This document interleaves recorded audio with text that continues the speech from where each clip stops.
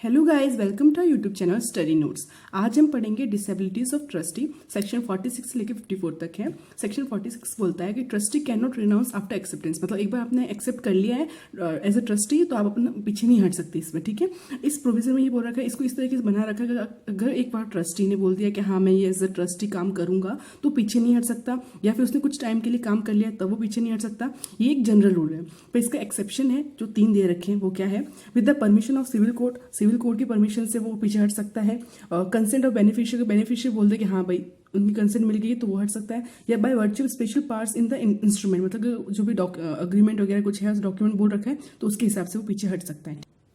Second है trustee cannot delegate मतलब मेरी जो पावर है मैं किसी और को अपना काम नहीं दे सकती, ठीक है। सेक्शन 47 बोलता है person entrusted with a duty does not fulfil it if he simply lays it on the shoulders of someone else, मतलब ये बोल रहा है कोई पर्सन है जिसको बोल रखा है उसकी ड्यूटी है, उसका काम है, वो किसी अगर वो खुद फुलफिल नहीं कर पाया और सिंपली वो किसी और को दे देता है, मतलब अपना काम जो है किसी और के कंधे पे डाल देता है, तो remains liable for the other person defaults to the original principal. अगर उसने किसी और को दे दिया, अगर वो पर्सन कुछ गलत काम करता है तो उसके लिए लायबल कौन होगा? जिसका काम था और जिसने इसको डेलीगेट कर दिया, ठीक है। डेलीगेट इसके अंदर ये बोल रखा है प्रिंसिपल है delegate is non protest delegate. इसका मतलब पता होगा कि delegated power can not be further delegated, मतलब अगर आपको ऑलरेडी इसको डेलीगेट कर रखी है अब इसको और डेलीगेट करना मतलब कभी आप नहीं कर सकते, अगर करते हो तो आप लायबल हो उस चीज के लिए। इसके भी एक्सेप्शंस है कि अगर फर्स्ट ये है कि if delegation is provided in the instrument, अगर अग्रीमेंट में दे रखा है तो आप कर सकते हो। If delegation is in the regular course of business, अगर बिजनेस में काम ही ये कि आपको आगे से आगे अपना काम देना तो आप कर सकते हो। If the delegation is necessary, अगर जरूरी है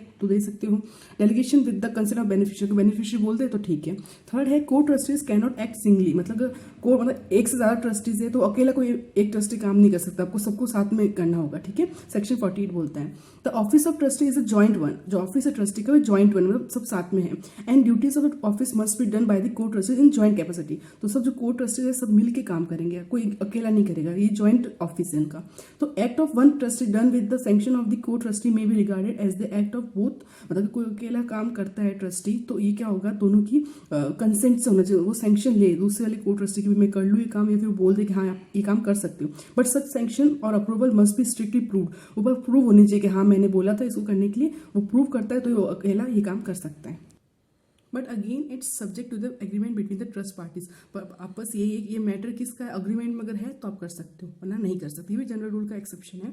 फिर है कंट्रोल ऑफ डिस्क्रिशनरी पावर मतलब कि अगर ट्रस्टी को कोई दे रखा है काम को डिस्क्रिशनरी पावर अपने यूज करता है तो वो ढंग से नहीं करता है तो उसके अंदर क्या होता है, if the trustee do not exercise their discretionary power reasonably, अगर ट्रस्टी जो है अपना डिस्क्रिशनरी पावर जो रीजनेबल यूज नहीं करता है एंड इन गुड फेथ में नहीं करता है, it can be controlled and guided by the court on suitable occasions, तो उसको कौन कर सकता है? कंट्रोल अगर कर सकता है कोर्ट कर सकता है, ठीक है। This section must be read with section 15 and special illustration D of that section, आप देख सकते हैं इसके अंदर। फिर है नो राइट ऑफ रिम्यूनरेशन, मतलब कि आपको कोई पैसे वगैरह नहीं मिलेंगे, चार्जेस नहीं मिलेंगे। सेक्शन 50 बोलता है a trustee has no right to charge remuneration for his services, मतलब इसके अंदर बोल रखा है ट्रस्टी जो है कोई राइट नहीं इस बात में वो चार्ज करे रिम्यूनरेशन, किसके लिए? कि उसको जो भी कोई परेशानी आई उस ट्रस्ट प्रॉपर्टी को संभालने में उस टाइम में, या फिर कोई स्किल के लिए कि उसने कुछ यूज़ किया है, या लॉस ऑफ टाइम खत्म हुआ खराब हुआ है, बोलते हैं मैंने 2 घंटे मेरे वेस्ट के लिए ऐसा कुछ हुआ, इन एग्जीक्यूटिंग द ट्रस्ट को एग्जीक्यूट करने में अगर टाइम वेस्ट होता है, स्किल लगती है, ट्रबल होता है तो उसके लिए वो चार्ज नहीं कर सकता। पर section 50 provides and also explains the exceptions to this provision where a trustee can get remuneration, but section 50 में ये एक्सप्लेन करता है कुछ एक्सेप्शंस है जिसके अंदर उसको पैसे मिलेंगे, उसके चार्जेस मिलेंगे, ठीक है। फिर 6 है trustee can not use trust property for his own profit, trustee जो है ट्रस्ट प्रॉपर्टी को खुद के प्रॉफिट के लिए यूज नहीं कर सकता। सेक्शन 51 बोलता है all the acts of trustee must directed towards the benefit of trust and beneficiary, मतलब जो भी एक्ट ट्रस्टी के वो डायरेक्ट किसके लिए होंगे? बेनिफिट के लिए, ट्रस्ट के बेनिफिट के लिए और किसके? बेनिफिशियरी के बेनिफिट के लिए, खुद के लिए नहीं करेगा, कोई प्रॉफिट नहीं लेगा खुद के लिए। If he makes a profit out of it he will be accountable for it, अगर उसमें से वो अपना प्रॉफिट निकालता है तो वो उसके लिए लायबल होगा, उसको जवाब देना पड़ेगा। नेक्स्ट है not to use trust property for purpose unconnected with the trust, मतलब कि ट्रस्ट किस काम के लिए दिया है और आप उससे रिलेटेड काम नहीं करो, कुछ अलग ही काम करे जो कि उससे रिलेटेड है नहीं, कनेक्टेड है ही नहीं, तो आप ये काम नहीं कर सकते हो। मतलब trustee should not make use of the property for any purpose unconnected with the trust. अगर ट्रस्टी जो है कोई भी ऐसा काम ना करे जो कि अनकनेक्टेड हो ट्रस्ट से, ठीक है। व्हेन ही डज, वो ऐसा कुछ करता है, he has to account for the benefit he obtain, फिर उससे जो भी प्रॉफिट उसमें वो बेनिफिट लेता है तो उसको वापस देना पड़ेगा, ठीक है।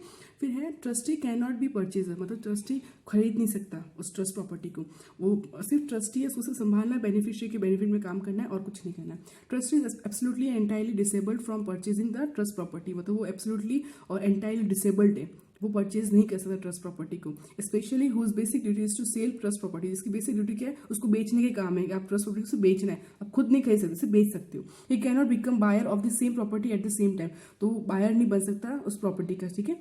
इसमें एक केस लॉ है प्लोराइड वर्सेस लैम्बर्ट में, इसमें बोला था it was held that trustee for sale can not sell to himself, जो ट्रस्टी जिसको सेल के लिए रखा गया भाई आपको बेचनी है प्रॉपर्टी, वो खुद नहीं खरीद सकता, खुद को बेच नहीं सकता। And that even if he be not a trustee, जो ट्रस्टी नहीं है फॉर सेल, और सेल के लिए ट्रस्टी नहीं भी हो, चलो ठीक है, the burden of proof lies on him, तो जो बर्डन ऑफ प्रूफ होगा उसके ऊपर ही होगा, to show that every possible advantage has been gain for the trust, trust के लिए उसने सारा कुछ कर लिया, अब लग रहा है कुछ नहीं हो तो उसने खरीद दिए, ऐसा होना चाहिए, ठीक। अब नेक्स्ट है trustee may not buy beneficiary's interest, मतलब ट्रस्टी जो है बेनिफिशियरी का इंटरेस्ट भी नहीं खरीद सकता, ठीक है। Let's down a situation that the trustee may not buy or become lessee or mortgagee unless the court permits it for the benefit of beneficiary, मतलब इसमें क्या बोलता है कि एक ऐसी सिचुएशन आती है जो ट्रस्टी जो है खुद खरीद नहीं सकता उस प्रॉपर्टी को, ट्रस्ट प्रॉपर्टी को, बेनिफिशियरी जो भी प्रॉपर्टी उसको, या फिर उसका कोई लेसी मतलब लीज पे दे देना, मॉर्गेज कर देना, वो खुद नहीं बन सकता। अगर कोर्ट परमिट करता है बेनिफिशियरी के लिए, बेनिफिट के लिए, तो आप ले सकते हो, कर सकते हो, बाकी आप नहीं करोगे।